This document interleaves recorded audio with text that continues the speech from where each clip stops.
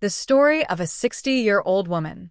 This is the story of a strong woman named Margaret Lewis. She was 60 years old, and she lived in a small town in the United States. Her town was quiet and peaceful. People knew each other, and life was simple. Margaret worked in a small library for many years. Every day, she woke up early. She made tea and breakfast, and then walked to the library. She helped people find books, and she enjoyed reading. Many years ago, Margaret had a happy family. Her husband Daniel was kind and loving. They had 2 children, a son and a daughter. The house was always full of laughter, noise, and happiness. But life changed slowly.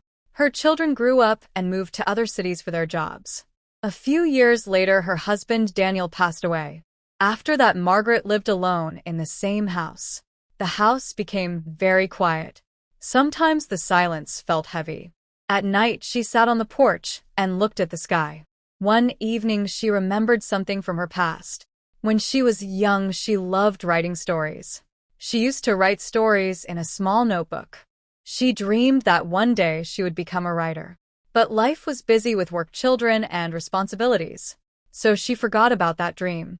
That evening, she searched in an old drawer in her room. After some time, she found her old notebook. The pages were old, but the stories were still there. She sat on the couch and started reading them. Some stories were funny. Some stories were sad.